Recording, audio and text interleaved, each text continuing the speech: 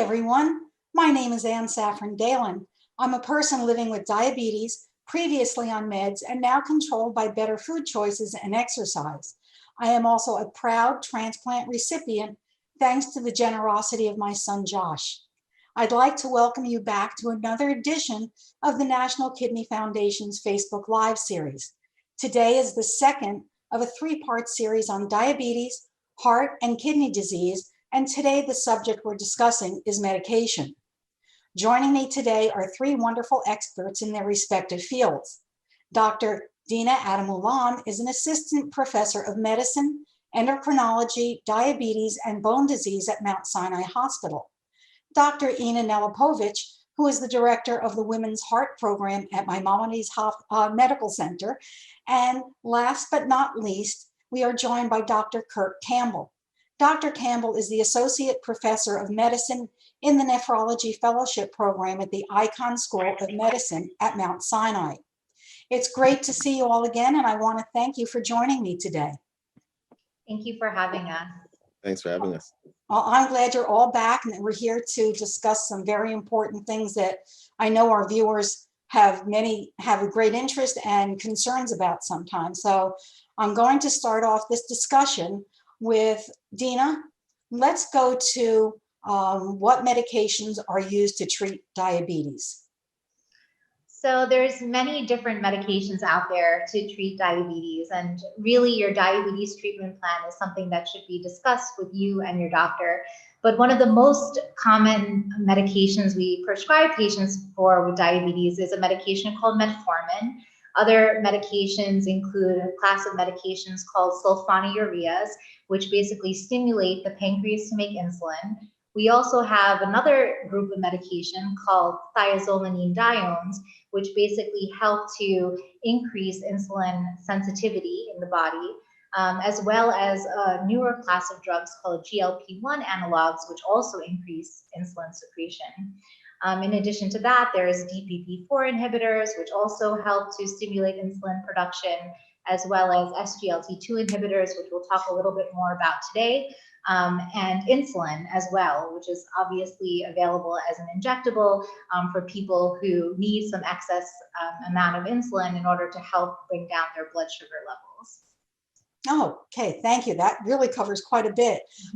Ina, let's move on, and if you could discuss what medications are used for heart disease. Sure. I have the other half of the pharmacy. Unfortunately, heart disease is different types of heart disease. It's not just cardiovascular disease like when people have MIs. We can talk about strokes. We can also talk about arrhythmias and heart failure. So the range of medications, it depends on the condition you have, and some people have more than one. We can start with antiplatelet agents. These are in the group that prevent clot formation. Most commonly known is aspirin. We also have clopidogrel, ticagrelor, and prasugrel in that group. We have blood thinners, including well-known warfarin, and we use it often in treatment of certain arrhythmias to prevent clotting issues and prevent stroke. And we have the new direct thrombin inhibitors in that class. We have the blood pressure medications, which is a big group, and I think Dr. Campbell will talk a little bit more about that as well, because we do overlap. You know, treatment of heart disease is not just treatment of heart disease, it's treatment of high blood pressure, and high blood pressure will affect your kidneys. So we have groups of different classes of medications in the high blood pressure treatment group. We have common known beta blockers, calcium channel blockers. We have ACE inhibitors and angiotensin receptor blockers. We have diuretics, commonly known as water pills, which we use very often in heart failure treatment and treatment of edema. There are different classes of diuretics that Dr. Campbell may refer to. We have cholesterol lowering drugs. Who doesn't know a good cholesterol lowering drug? I've perhaps well heard of them, and there are different classes of that as well. And then we have the new classes of medications that are commonly used for diabetics, for lowering glucose. But now we're also using it for heart failure prevention of cardiovascular disease, not necessarily even with people who have diabetes. Oh, okay. Well, that's something that we'll discuss further, I'm sure, as we move on. And Eric, now let's move on to your field of nephrology. And can you tell us what medications or are there medications to treat kidney disease? Right. So, when the kidneys don't work well, there are a lot of abnormal lab values that result, right? Anything ranging from the potassium level going up to the phosphorus level going up. The kidneys produce a hormone that maintains a normal hemoglobin level. So patients become anemic when they have chronic kidney disease. So a lot of medications that we give to patients with kidney disease sort of address some of the complications, right, associated with kidney disease. So frequently there are phosphate binders, there are potassium lowering agents, there's vitamin D, there's iron. Some folks require injectable agents to maintain a normal hemoglobin. And some folks require, bicarb supplementation, right, to decrease the blood acidity that we know can worsen the progression of kidney disease. I think more recently, as my colleagues have mentioned, newer classes of medications, which we'll talk about, SGLT2 inhibitors and others, developed for diabetes treatment, have shown a lot of benefit, not just for blood glucose lowering, but cardiovascular benefit and decreased progression of kidney disease. There are some rare kidney disorders like, glomerular disease, focal sclerosis, IgA nephropathy, where we give specialized treatment.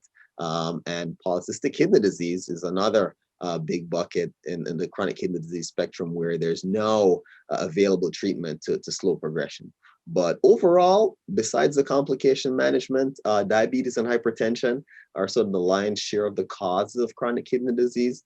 So we do focus a lot with our endocrinology and cardiology colleagues and primary care in ensuring that blood sugar and the cardiovascular parameters are well controlled.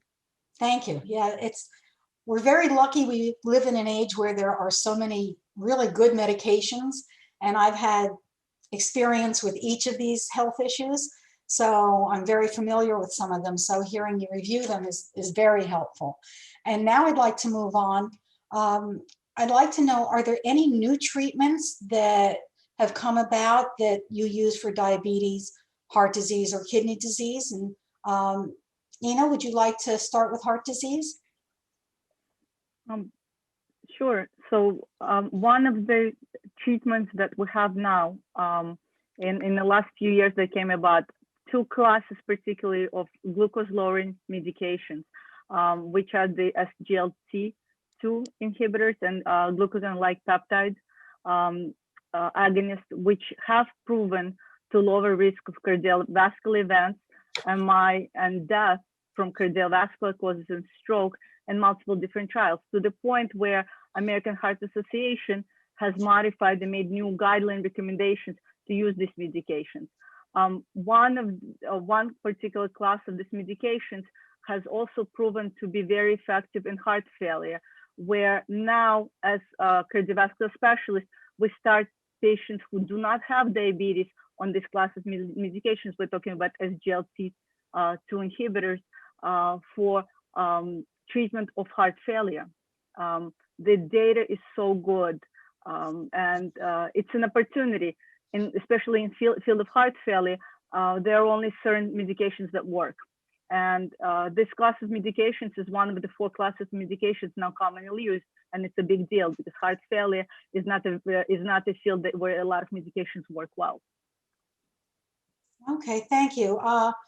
Dina, would you like to discuss what's out there for people that have diabetes? So in terms of newer diabetes medications, that includes some of the things that Dr. Novakovic was mentioning, such as the SGLT2 inhibitors.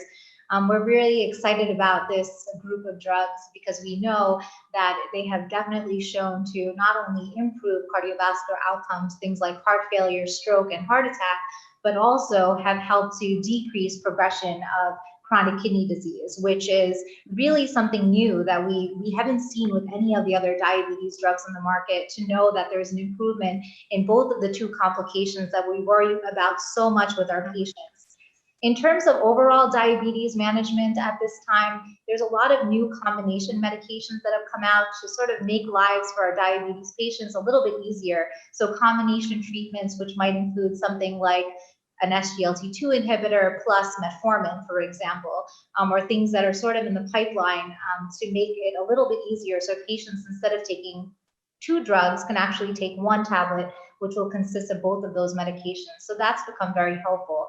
Also, one of the newer ways of helping patients as well with their compliance and medications is insulin that also incorporates other diabetes drugs as well, like a GLP-1 analog with insulin to be given as a one-time injection rather than 2 injections daily. So we're trying to formulate different ways of making the lives of our patients easier living with diabetes by just making their regimen a little bit easier to remember and follow. So that's something that's very exciting to us. In addition to medications, a lot of great diabetes technologies that have really changed the face of the way we manage our patients with diabetes.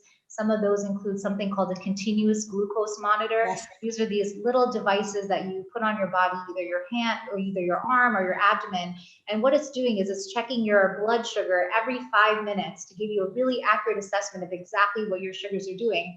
You know, before we had these technologies, people were always talking about checking their finger sticks. They were afraid to check their finger sticks, or they didn't want to check it that often. And this just takes away the need for checking finger sticks. So it really helps for people to understand what's going on with their body, how different foods affects them, how their lives affect their blood sugars, and really helps with their diabetes care and management. So lots of new technologies on the horizon also to help our patients and to help them, you know, manage their diabetes so they don't develop the complications of heart disease and kidney failure that we're so concerned about. Thank you. And as a member of Diabetes Sisters, we have members that have type 1, type 2, a lot of different types of diabetes. And I see people with their pumps and their loops and all these different things, and they discuss all the new things that are available. The technology is really amazing. Yeah, you know, I feel so gracious and so excited for the future of diabetes technologies. A lot of my patients with diabetes, you know, who were very early on diagnosed, you know, they never thought they would see the future of an insulin pump that's able to provide them with the means of being able to provide them insulin and to monitor their blood sugar at the same time. And now we have that technology. So Yes. it's really groundbreaking and is really changing the lives of so many, especially those with type 1 diabetes. Thank you. Now, Kurt, let's move on to you. When it comes to kidney disease, are there new things that have come out, whether it's technology or treatments that you can talk about? Absolutely, and you know, I hate to just repeat what's been said so far, but I think that the advent of SGLT2 inhibitor therapies is quite groundbreaking, right? You know, again, just to highlight, medications that are developed primarily to treat diabetes are really found to have significant benefit for heart disease and also kidney disease, right? Patients with one drug having diabetes had much less protein in the urine, much slower progression of their kidney disease, required less dialysis. So that was groundbreaking. And more recently, another drug in the same class showed benefit in patients who are also not diabetic. So these are certainly agents that we're going to be utilizing more frequently for patients with chronic kidney disease, whether or not they have diabetes. And as we can appreciate, there's certainly a lot of overlap with heart disease and kidney disease risk and progression. So that's really one major advance in the last few years, which is quite welcome in a space where we've not had a lot of success, as Dr. Ademulam said. The other area that's gotten a lot of attention in the kidney space is the more widespread use of genetic testing. You know, there was a pretty eye-opening New England Journal study from last year showing that about 10% of patients with chronic kidney disease actually have a genetic cause for their disease. So this is like straightforward gene mutations causing the kidney disease, not just, you know, something that increases the risk in theory or requiring a second hit. Those are even more prevalent, but really actionable disease-causing mutations. And as a result of that influential manuscript, several companies now have been offering more genetic testing, often with no charge to patients with kidney disease.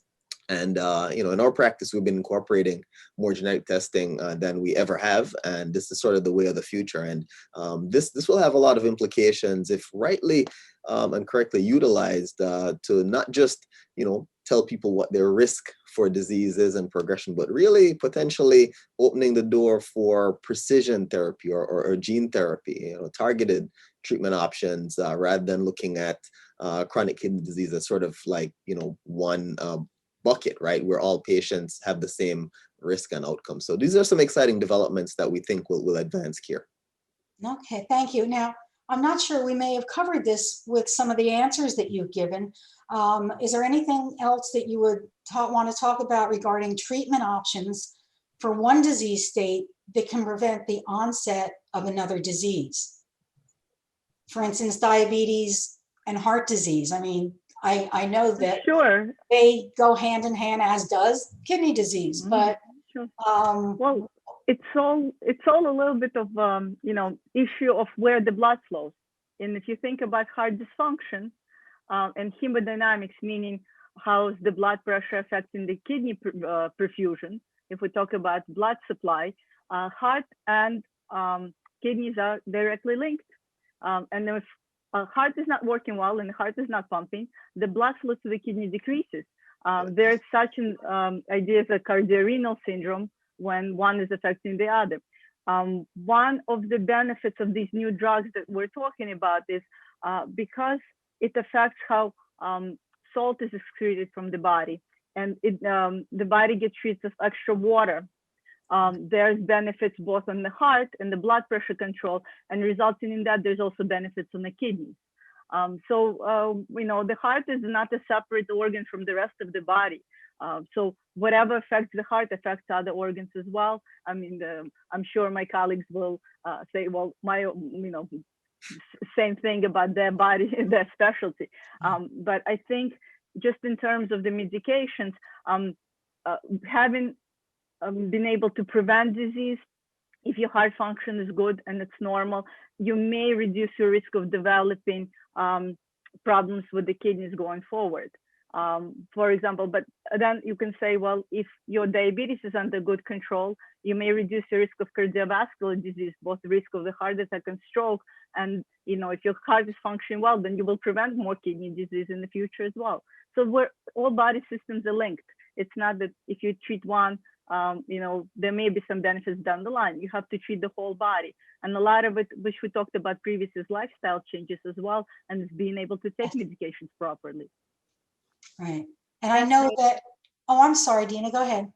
I was just going to say that, really it just starts off with, your diagnosis of diabetes and just realizing that, there are so many other complications. We've talked about heart disease, we've talked about kidney disease, but there's also nerve damage, eye disease as well, that we are concerned about with our patients, which is why we try to aggressively manage them. So for those watching who are thinking about their diabetes, and it may not be in a place where it's that you develop complications from that, it's never too late. And just by, optimizing your diabetes management, by watching your blood sugars, watching what you eat, exercising, trying to be healthy, taking your medications, that alone is going to help you to prevent the complications that can ensue. Not every person with diabetes develops these complications, but these are the complications that we worry about and try to prevent as best as possible. And I know that I understand, and I've been told this many times, when your blood sugars are out of control, it causes inflammation in all different parts of your body. So whether it's your heart or your kidneys, as you said, eyes, feet, I mean, what is it? All the opathies, neuropathy, retinopathy, high blood sugars affect all of these things. So it all pretty much goes hand in hand. And actually, I'd like to move on to another, since we're talking about medications. What are some tips that you all have for managing medication schedules, especially when people take multiple medications? I know that I have a schedule, and if I don't keep to that schedule, I don't remember to take my meds. For me, it's brush my teeth and then take my meds. And if I turn away after I brush my teeth and walk out of the bathroom, I don't remember to take it. Do you have things you discuss with your patients that help them, since a schedule for medications is so important? Kirk, would you like to discuss that? Yeah, sure. I think that we appreciate that it's not easy. I remember in medical school, we actually went through that exercise. We took sort of empty capsules that we were supposed to take on a schedule, and I think most of the class really flunked the adherence test, right? So it's not easy to remember. So just basic tips like setting a timer, using pill boxes, talking with your doctor about simplifying the medication regimen is always good, right? We do sometimes in the medical space really want to manage every abnormal lab value and every symptom, but sometimes really taking a step back and consciously trying to reduce the pill burden is something that some physicians could do better, and then prompting from the patient is always helpful. There are a number of combination medications that you can use for blood pressure, where there are 2-3 medications combined in one. And I think that can also simplify the schedule quite easily. But setting reminders, pill boxes, talking with the physician about simplifying the regimen, those are some tips that can be helpful. Thank you. Dina, what about with diabetes meds? I agree with Dr. Campbell. We definitely talk about setting these reminders. I think a lot of people use alarms and reminders on their cell phone. I think that's a really nice indicator, because everyone typically has their cell phone with them usually. So that's a nice way of, setting an alert so that you are reminded of that. And then I always tell my patients, get your family involved. This is a group effort, and just checking in on someone, especially some of my elderly patients, they need a little bit extra help. So just making sure you're checking in that, if they do have a pill box, that they're taking their pills accurately, that those boxes are empty at the end of the week as they're supposed to be. And just making sure that you're just checking in to make sure they're taking their insulin properly is important. Okay. The other thing I think is really important is communicating with your doctor. I think, it's hard to be a patient dealing with, diabetes, and there's a lot of fears, there's a lot of judgment that's involved too. But just having an open line of communication with your doctor. I have a lot of patients that want to tell me that they're taking their medications, but when I pry a little bit more, they tell me, actually, I can't even tolerate taking it twice a day. I've only been taking it once a day because it's giving me bad side effects. So just, communicating about how you feel and how that medication is affecting your life, I think that's really important as well. And helps with your compliance and helps build your relationship and trust, with your doctor. And then talking about, diabetes technologies, actually we have some new technologies in diabetes, especially in the insulin space, that's helping a lot of our patients to make sure that they remember and to remind themselves to take insulin as well. We have these insulin pens that actually record how much insulin you've given yourself in a specific day. So you can look back and look at how much insulin you actually took today. Did you take your basal insulin or did you not? And all of those little technologies have really helped to ultimately, help with patients' compliance with their medications and ultimately their diabetes care. Thank you. Well, time is running by here, so we're going to skip to the next section. In the interest of time, what I'd like to do is take a minute to allow the viewers to go on Facebook, ask some questions. So if you have any questions on this subject, please post them in the Q&A or the chat, put it in that section, and we'll do our best to answer as many as we can. Please know that if we run out of time, all your questions will be answered on the NKF Facebook page in the coming days. So we're going to jump right into one that could not be this is something regarding payment and what's covered. Someone wants to know, are kidney transplant medications covered by Medicare or Medicaid? Right. So they are. And I think there's been a lot of effort that's gone into ensuring that there's no expiration, right, on the duration of coverage, because there has been sort of a concern that there was sort of a time period beyond which some of the medications would not be covered, and some folks were left without coverage for immunosuppressive agents, which is actually, quite essential, of course, for maintaining an intact graft. So up front, prior to the transplant, there is extensive clearance that's done, including financial clearance with a social worker, ensuring that there's proper coverage post surgery. So that's always something that's front and center to be decided. Yeah, I'm in a Facebook group where people have these questions all the time, and somebody will come on and say, I was told after 3 months I'm not covered. What am I going to do? I need my medications. And fortunately, we have a lot of people that say, look at this site, go to Medicare, go to Medicaid, and this will be covered. Otherwise, speak to your provider. So that's something that is, I mean, we can't live without those medications. Absolutely. So let's move on to the next one. Do certain foods need to be avoided with anticoagulants? What about other medicines? Sure, I'll take that one. Thank you. So when you talk about anticoagulants or blood thinners, the blood thinners these days divide into roughly 2 groups. One is warfarin, also the brand name Coumadin, as some of you may be familiar, which is a vitamin K agonist. So vitamin K or foods that are rich in vitamin K are the ones to avoid. Ask your doctor to print you a list of foods which are rich in vitamin K. You have to be aware that intake of certain foods rich in vitamin K, most of the time they tend to be green leafy vegetables, just as a, somebody who's a salad eater should be aware of that. Those are the foods to avoid. But the list is kind of large, so it's probably a good idea to familiarize yourself with something like this. The new group of anticoagulants or blood thinners, commonly known, direct thrombin inhibitors. And this group is not affected by what you eat. And a lot of the other medications that interact with the warfarin do not interact with this group of medications. This is why a lot of the times, especially for people who cannot keep to a certain diet, and there are medical reasons to switch them to direct thrombin inhibitors, we do these days. The data is good in terms of prevention of strokes specifically, and for other use of blood thinners, that they are equivalent in many aspects, with a few exceptions. So you have to talk to your doctor, especially if a specific diet is very hard to keep. And then I don't know if Dina wants to mention more about diet and what to avoid with diabetes. I'm sorry, say that again?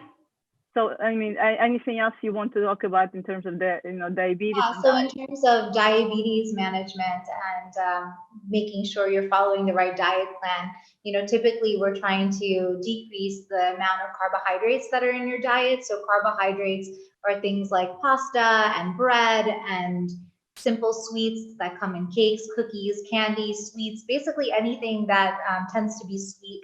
Those are things that will definitely cause some changes in your blood sugar. So there is a way that you can manage your diabetes by just cutting back on certain foods as well to help decrease your overall blood sugar levels, which will ultimately help with diabetes management. It sure does. And I will tell you that by following what you just said, I've been taken off my meds.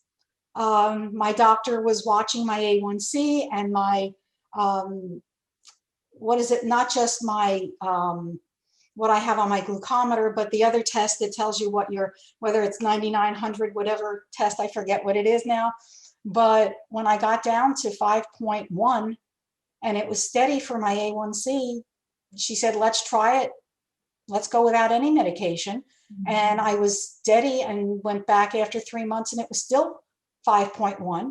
So she said, I don't have to come back for 6 months. So that made me very happy. Yeah, that's amazing, Anne. And thank you. Yeah, thank you for sharing that, because I think that that's a goal that all of our patients should think about. I think a lot of our patients with diabetes feel like once they're committed to this diagnosis, they're starting medications, they're committed to the medications for the rest of their lives.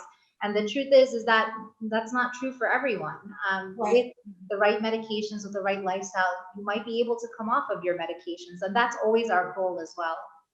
After my kidney transplant, I was on insulin and metformin, and then through nutritional changes, I came off the insulin, and then I was only on the metformin for a short while. So like I said, my doctor, my endocrinologist said, let's try without. So I'm proof that these changes working hand in hand, and I think our medications work better if we're following the guidelines that you mentioned. So I'm all for that. Now let's move on to another one. Is hypoglycemia ever an issue with diabetes medicines? Yes, so I can take that question. So absolutely, there is a risk of hypoglycemia with diabetes medications. Some medications have a lower risk of hypoglycemia than others. So for example, medications like metformin are less likely to lead to hypoglycemia. However, we know that anyone taking insulin in general has a high risk of developing hypoglycemia because insulin works directly to decrease your blood sugar values. So insulin in combination with any of the oral medications for diabetes can definitely lead to hypoglycemic symptoms. So, and the other important caveat that I should mention is if we're speaking specifically about patients who have chronic kidney disease, they are at extremely high risk of hypoglycemia.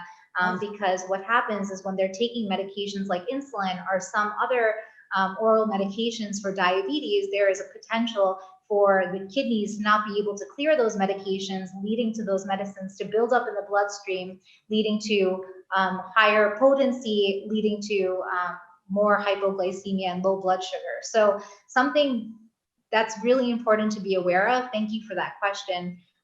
Which is why it's even more important to be checking your blood sugars and to be aware of the symptoms of hypoglycemia. And if it's happening to you often, to talk to your doctor, because you definitely need to think about changing your regimen.